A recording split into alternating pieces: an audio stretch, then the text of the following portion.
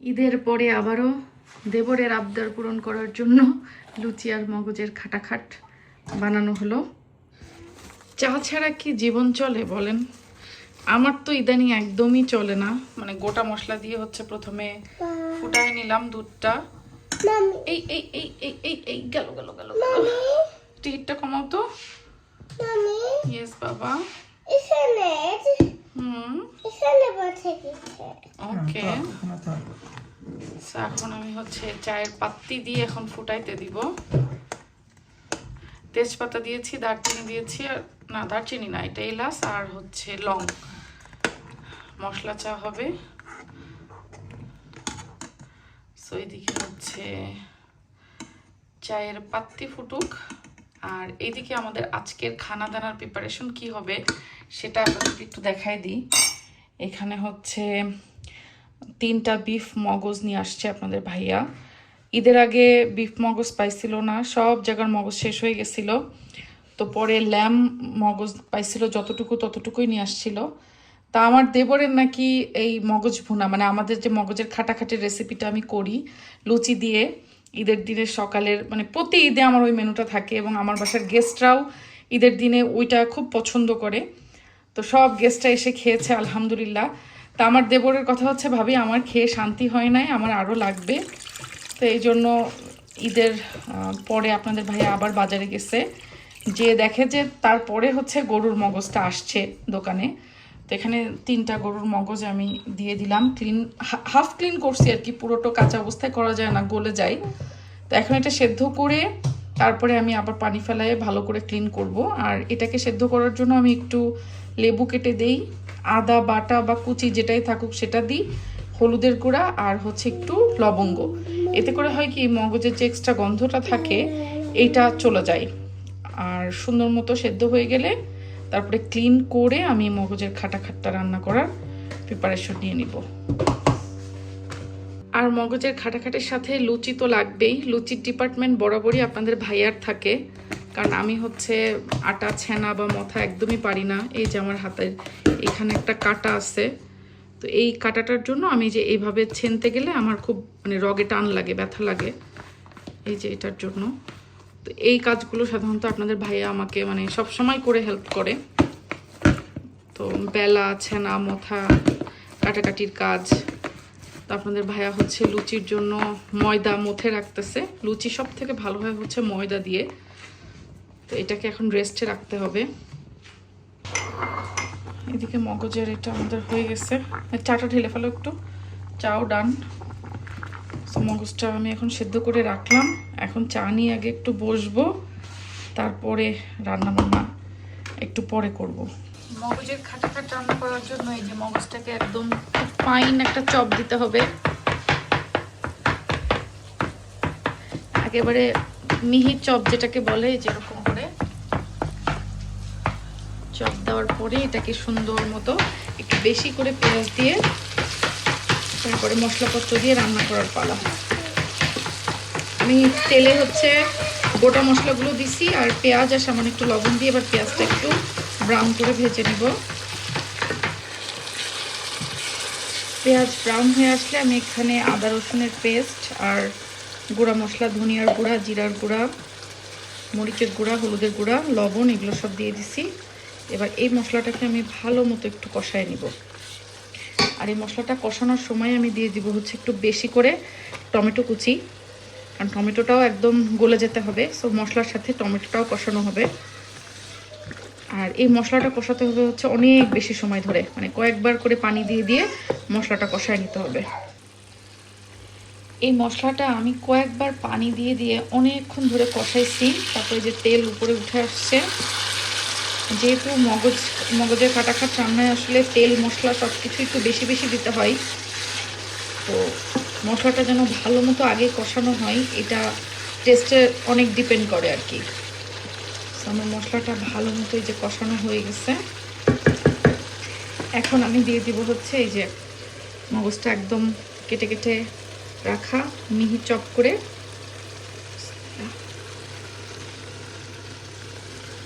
দিয়ে দিলাম। এবার এইটাকেও আগে পানি না দিয়ে খুব ভালো মতো একটু কষায় নিতে হবে। এই মশলার সাথে।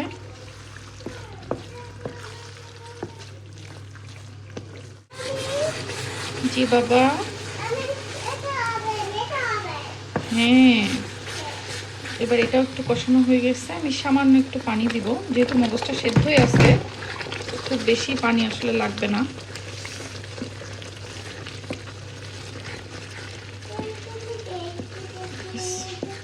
এবার একটুখানি ঢেকে দিব। একটু কাঁচামরিচ দিয়েছিলাম আর হলো একটু ভাজা মশলা দিয়ে দিলাম ওপর থেকে।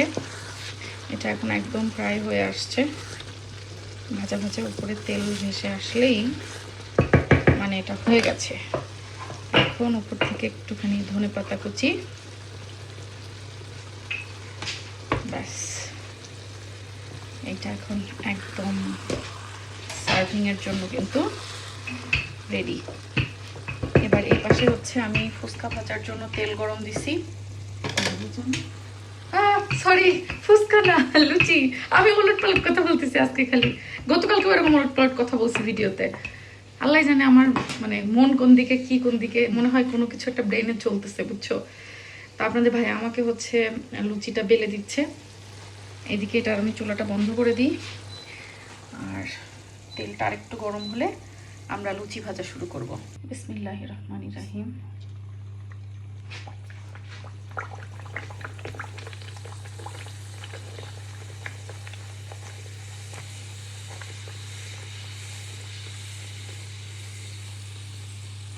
ফুলকো লুচি প্রথমটা অনেক সময় ফুলতে চায় না, মাশাআল্লাহ এটা প্রথমটাও ফুলছে।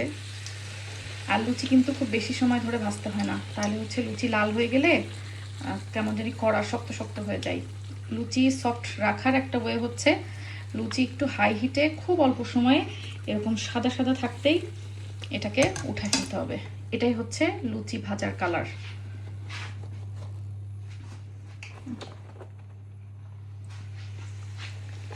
লুচি যদি একটু বেশি সময় ধরে ক্রিস্পি করে ভাজতে যান, তাহলে ওই লুচি একদম কড়মড়া হয়ে যাবে, শক্ত হয়ে যাবে, লুচির মানে যেই সফটনেস ওটা থাকবে না। মাশাআল্লাহ মাশাআল্লাহ, দেখেন প্রতিটা লুচি একদম ফুলকো।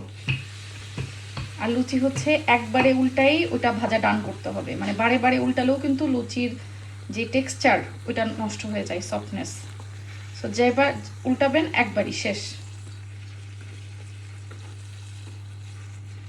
দুই পাশই একবার একবার করে উল্টায় এই যে লুচি উঠে ফেলতে হবে, দেখেন। আর লুচি হচ্ছে লো হিটে ভাজা যাবে না, সবসময় লুচিটাকে হাই হিটে কম সময়ে ভাজবেন। আমার চুলার হিট সর্বোচ্চ হচ্ছে 9-এ, আমি একদম সর্বোচ্চটা দিয়ে কিন্তু এই লুচিটা ভাজতেছি। তবে কিছু কিছু সময় তেল যদি অনেক বেশি হিট হয়ে যায়, তখন আমি হয়তো 9 থেকে 8-এ নামাই দিই অল্প কিছুক্ষণের সময়, তারপরে আবার ওটা 9-এ দিয়ে দিই।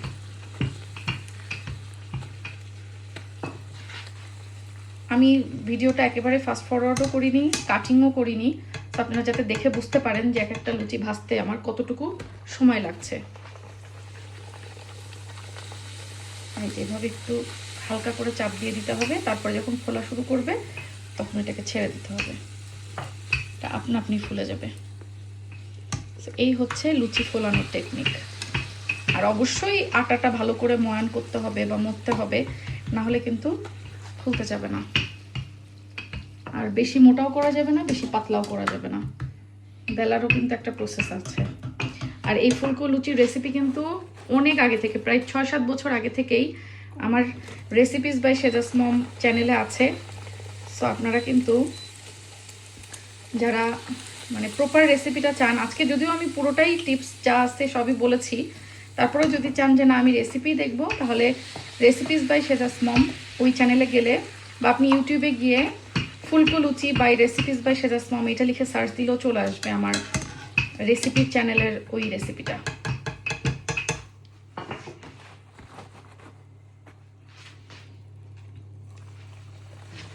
দেখেন প্রতিটা লুচি ফুলবে, এই দেখেন একেবারে ফুলকো লুচি। তোমার জন্য বানানো হচ্ছে, নাইলে আমি জীবনও ঈদের পরে করতাম না। অনলি তোমার আবদার রাখার জন্য তোমার ভাইয়া আবার মগজ নিয়ে আসছে কিনে, তারপরে এই যে লুচি বানানোর প্রস্তুতি। Welcome welcome. তোমার ভাই আমাকে কালকে বারবার বলছে এই মগজটা রান্না করলো না, মগজটা রান্না করলো না। কালকে কালকে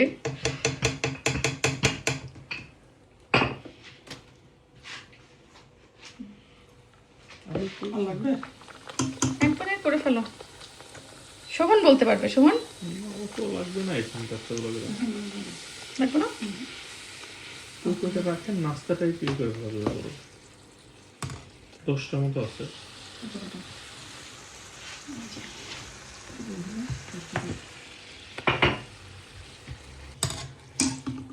এই যে আমার ঈদের পরে আবারও দেবরের আবদার পূরণ করার জন্য লুচি আর মগজের খাটাখাট বানানো হলো। এবার আমরা সবাই মিলে এটা খাবো। যে পাহাড় বানাই ফেলছি।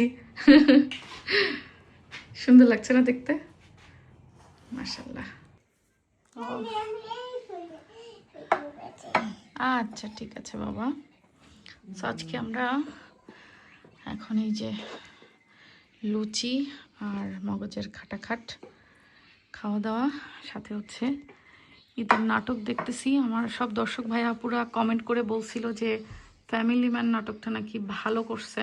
আমি জানি না নাটকের আসলে কাহিনী, দেখা কেবল স্টার্ট করতেছি। আর এই যে পোলাপান খেলাধুলা করে দেখেন, এখানে সব ছিটা রাখছে। বাবা যাও তো, তোমার এই ইয়েগুলো গুছায় ফেলো তো, ব্লগসগুলো যাও, টাইডি আপ করো যাও। ভিডিও করবা? দেখি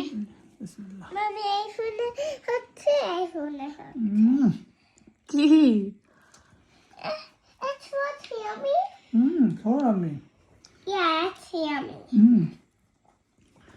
রান্না শুরু করো। সেই সেই তাই এই জিনিসটা তোমার হাতের লাজবাব। লাজবাব। যাক, বইয়ের রান্নার প্রশংসা করছো তাহলে।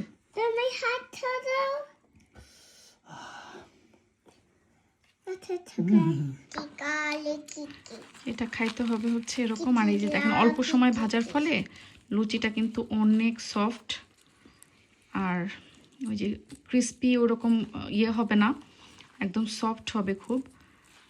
সাথে যে মগজের খাটাখাট দিয়ে এই যে সেই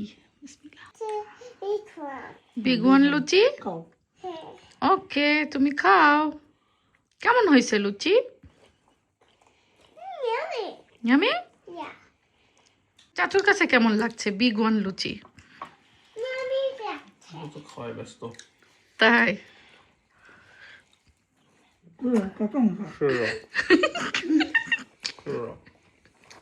কথা বেরোচ্ছে না, কথা আটকে গেছে। ওভেন নাকি বানাতে দেবে? বানাই ফেলা যায়। আমি তখনই বলছিলাম লুচিগুলো সব বানায় ফেলাই, অল্প একটু রয়েছে তো আটা এখনো। এটা মনে হয় না তেলে ভাজা তো, হ্যাঁ পুরো ডুবো তেলে ভাজা। জি বাবা, ওকে।